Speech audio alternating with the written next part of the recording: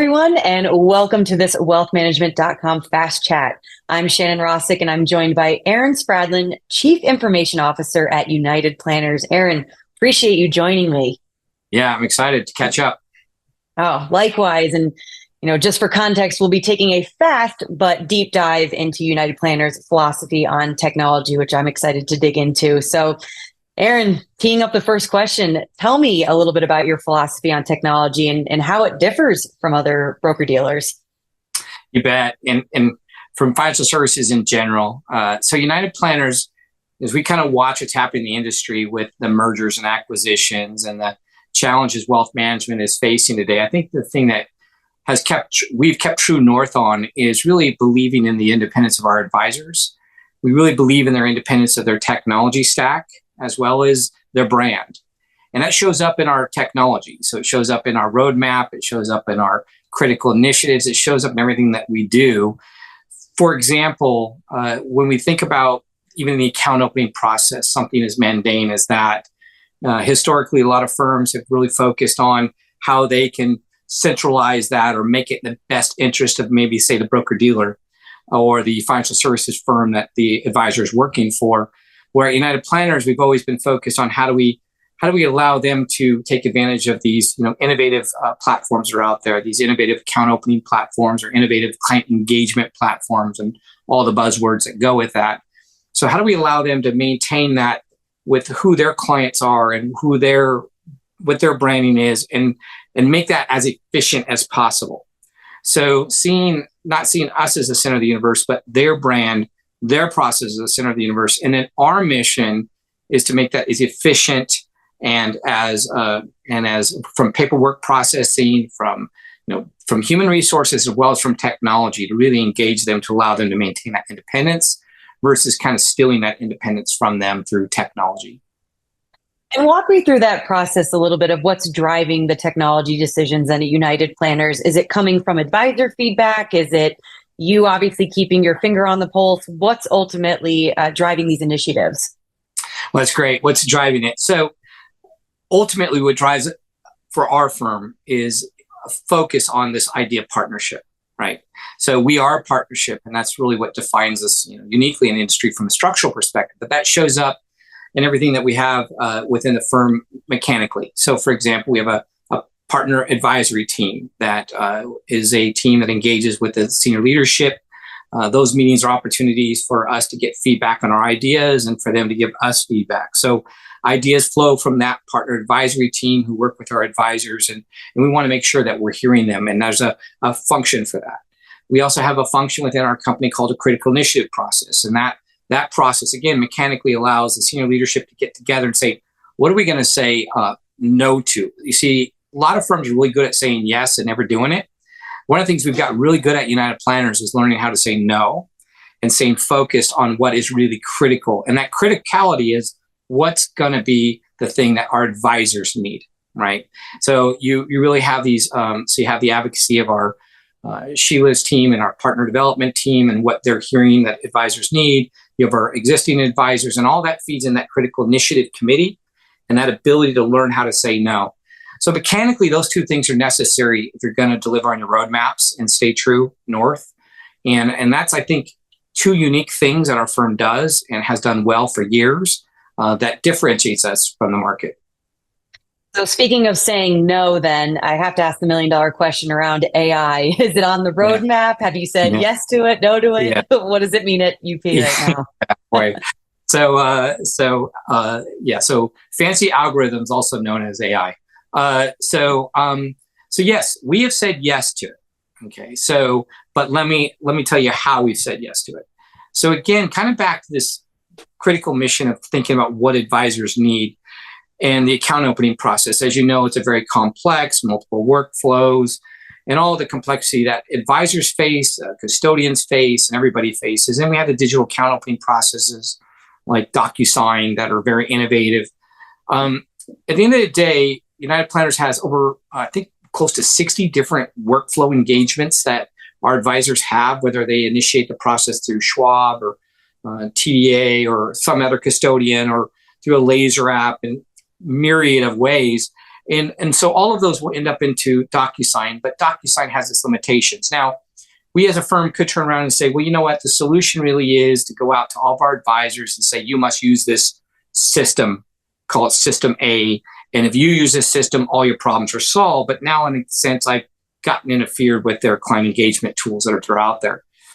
So what we did is we looked at what's going on with AI, and we saw what AWS is doing around their ability to process forms, read information from forms, and digitally take that information and turn it into data that could be ingested into our systems.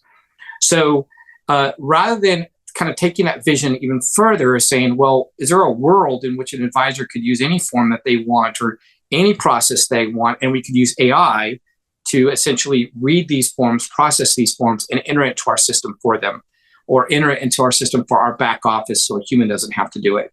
So that's an example where these type of technologies can do deep learning, learn how to read forms, and allow you then to really innovate the way that you engage this automated process. Because at the end of the day, we have to receive all this information. We have to process information. Once we process the information in our systems, we do really cool stuff like share it back off to Redtail CRM, or we take all of their digital account opening paperwork and we put it into the Redtail imaging for them, and we do all their folder structures for them. We have all these really cool things that we can do, but you have to have good data.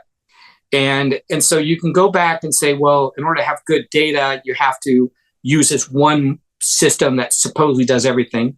Or you have to say, oh, we're going to go clearing, and you have to use our clearing arrangement, where you have to funnel these advisors into something. But AI has opened an opportunity for a new way of thinking that says, what if we allowed advisors to use, paper, digital, or any of this, and as long as AI can read it, and in this case, AWS has something called, I'm going to lose the name of it now that you've said it, but I'll say it in a minute. It'll come to me. But they have a technology that can read handwriting, as well as different type of typing and forms, and it's not perfect. There is some work that we have to do, but that's the type of thing where United Planners is going to invest in something that makes our advisors' life easier, as well as creates the efficiencies that they expect from our firm. So that's an example. And it's great to hear, because I know that United Planners has always put service, really at the top of your list to ensure that advisors are ultimately satisfied and can grow their business. And so you read my mind when you mentioned data, because that is top of mind for everyone right now, because garbage in, garbage out at the end of the day, right? And you're only as good as your worst piece of data. So it's great to hear that you are pioneering and driving those strategies and helping advisors really work through that big challenge they're having right now. And so I do want to wrap up here. As I mentioned, customer service is paramount at United Planners. And how does your customer service standard play into your vision to be a top financial planning firm? Yeah, it's all of us, even myself. When I have a problem, I still call. And maybe it's a Gen X and older thing. Hopefully, I think even the younger generations are figuring out it's just easier to call somebody, pick up the phone. So knowing that when you have something that, and especially when you're talking about the importance of what advisors do, the importance of the responsibilities. At the end of the day, do they really want to go to a command prompt, or do they really want to go to some website and try to self-serve? No, they want to pick up the phone and talk to somebody. And United Planners historically, from late 1980s when we were founded, have always answered the phone. But how do you do that at scale? And so one of the most innovative things we've ever done is to figure out how to provide that level of, we will always answer the phone at scale. So the one thing that is the most unique about United Planners is that we answer the phone, and not only do we answer the phone for all of our advisors, but there's two unique things. We do so within 30 seconds. On average, 98% of our phone calls, I believe that's the number, about 98% of our phone calls are answered within about 30 seconds. Every one of those calls are answered by somebody, to the point that we have a tiered system internal to the firm. That call will even come to me, and if I don't get it, the CEO of the company will actually answer the phone.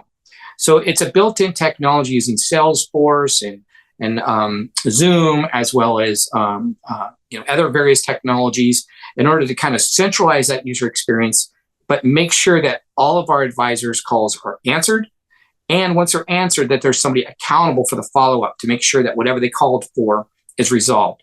So at United Planners, when you join us as an advisor, when you call within 30 seconds, somebody's going to answer. It's going to be a trained professional. And if that trained professional is not available, it will be the CEO of the company. And that is what's unique at United Planners is we've invested in the people, the technology, and the processes to deliver something that you used to think wasn't available anymore, but it is available at United Planners.